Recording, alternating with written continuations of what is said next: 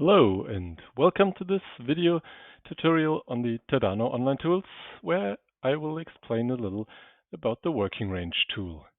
It enables us to determine the load capacities quickly and precisely in the working areas for IC1 Plus and AMLF Smart Chart control systems. By clicking on the working range tile, we enter the tool and get our crane selection page. Again, up here, we can select either my fleet or the entire Tadano portfolio. How such a fleet is created, I am explaining in another video. Now, depending on what crane we choose and what control system this crane has, we will either enter the IC1 Plus planning page or the AMLF Smart Chart planning page. First, we will select the AC4080-1, which has the IC1 Plus crane control system.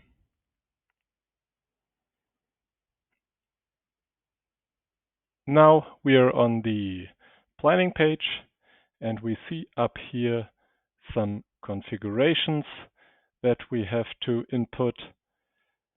The boom system will stay on HA. For the telescoping sequence, we can choose any configuration that we are wanting to plan. For the counterweight, we choose the counterweight that we are planning for the job. And then down here, we will select the outrigger base. Either we can go with a completely symmetrical outrigger base, and then all 4 outriggers will be set to the same value. Or we can choose asymmetrical, which means that each outrigger can be set individually. Or we can go completely free by choosing variable and enter any value we want. Of course, it has to be valid. We cannot enter too small values or too high values. In either case, the input field will get marked red and our color map will disappear. As soon as we enter a valid value again, the color map will reappear.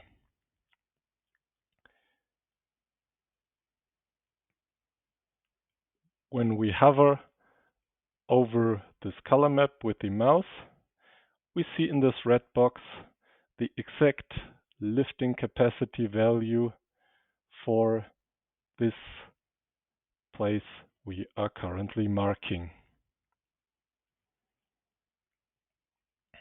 On this side down here, we have this selection, load selection, and once we tick this box, we get some output fields showing the radius and the lifting capacity.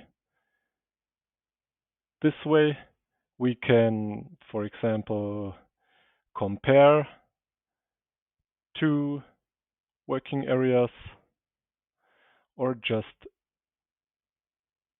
fix this value in our graphic. Down here, we can, with this selection box, choose a certain radius and slewing angle. This way, we can adjust the output. What we can also adjust is the appearance of this chart. We can go with the gradient either flowing or discrete. Once we change this, we see that the colors get more separated and we have clear lines between the different colors, or we can go with the two different color settings depending on what you like better.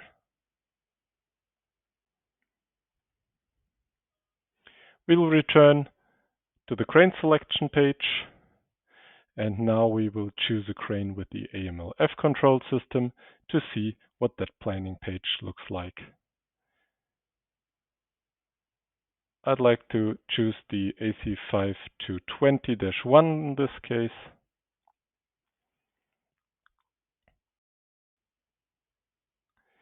And we see that at least the input area up here looks basically the same as in the IC1 Plus controls page. Again, the boom system can stay as it is. Then we have the capacity type, which is either Smart Chart, the asymmetric outrigger base, or 360 degrees.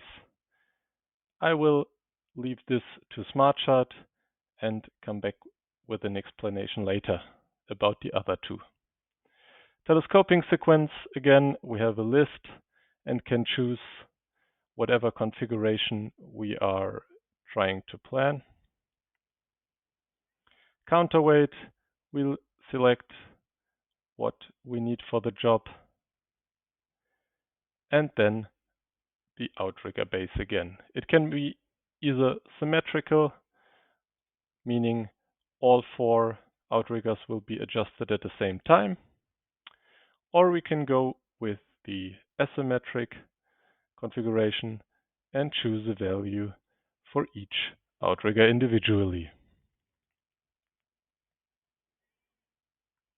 Now let's have a look at the output we get here.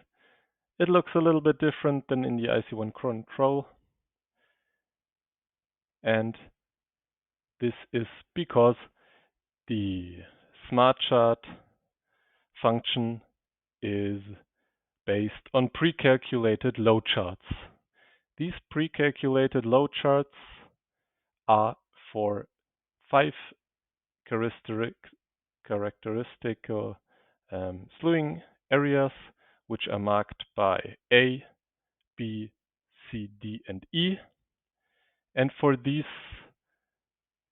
areas, we see the load charts on both sides, also marked with A, B, C, D, and E, left and right. We see here in which slewing angle areas these different load charts are valid, and we see these areas in between where we have interpolated values. Both the pre-calculated areas and the interpolation areas are chosen very carefully to get the optimum output for the entire slewing range, and we have almost no losses against the control system, where we have the calculation in real time.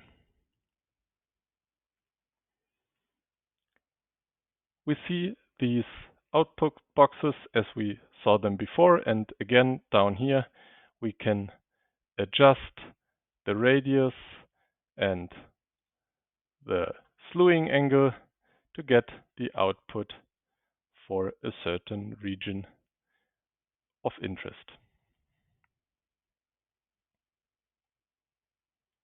Just as before, we also can change the appearance of this color map, either discrete values as we see it behave here, or we can have the colors in a flowing mode.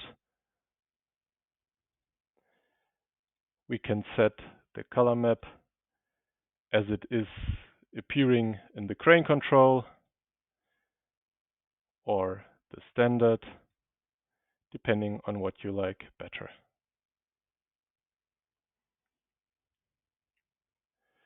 Another feature that we have for both crane control system is the button transfer to outrigger reaction force. Clicking on this button, the configuration that we have chosen here will be transferred to the outrigger reaction force calculation tool, and we can calculate the outrigger forces for this configuration easily without having to input all of this again. Of course, again, up here we have our known symbols, the floppy disk to save this configuration for later reuse. We can open saved configurations with the folder symbol. If we make changes to any previously saved configuration, we can resave this with the floppy disk without the red flag, or we can use the new button to create a completely new configuration. Also, we can create a PDF using this PDF button.